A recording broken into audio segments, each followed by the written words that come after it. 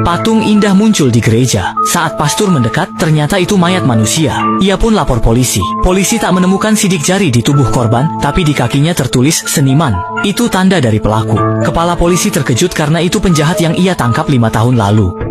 Itu adalah kasus pembunuhan berantai, di mana pelaku dengan kejam membunuh 6 wanita, dan mengubah mereka semua menjadi patung, persis seperti kejadian yang sekarang. Tapi seniman itu sudah ditangkap, jadi mustahil dia pelakunya. Sepertinya ada yang sengaja meniru caranya membunuh.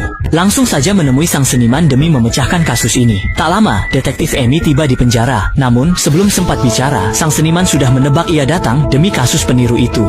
Meski terkejut, Amy tetap tenang dan menunjukkan foto patung itu ke seniman, lalu bilang penirunya sangat profesional karena memakai pengawet yang sama persis dengan miliknya dulu. Pengawet tersebut sebenarnya sudah seluruhnya disita oleh polisi beberapa tahun lalu, jadi peniru ini pasti memiliki hubungan yang sangat dekat dengan sang seniman. Setelah mendengarnya, ia tersenyum tipis dan mengatakan bisa membantu, tapi dengan satu syarat, yaitu mengubah sel penjaranya menjadi sebuah studio lukis. Karena hanya saat melukis, ia bisa menenangkan diri dan menganalisis kasus dengan baik. Amy sama sekali tidak ragu dan langsung menyetujuinya. Dengan begitu, sang seniman menganalisis foto sambil melukis, dan tak lama kemudian ia menemukan petunjuknya. Sayap di tubuh mayat ini tampak agak aneh. Setelah mendengarnya, Amy segera pergi memeriksa. Setelah mencari-cari sejenak, ia menemukan sebuah kuas cat kuku di dalam sayap itu.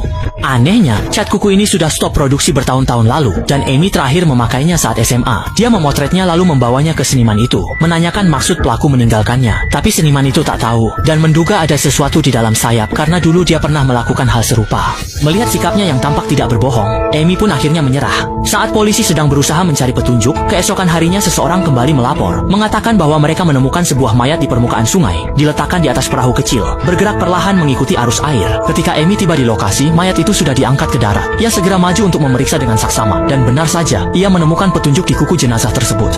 Itu adalah sebuah jarum kecil. Sang kepala polisi terkejut melihatnya, karena rekan lamanya juga memiliki satu yang persis sama. Atau mungkin saja itu memang benda yang sama. Namun rekannya itu sudah meninggal beberapa tahun lalu dalam aksi pengejaran sang seniman. Apa maksud si pembunuh dengan sengaja meninggalkan jarum penunjuk ini? Amy masih ingin menanyakan detail kasus tahun itu, tapi kepala polisi terdiam, enggan bicara lebih lanjut. Meskipun terasa agak aneh, Amy tidak bertanya lebih lanjut dan hanya diam-diam mencatat detail ini dalam benaknya.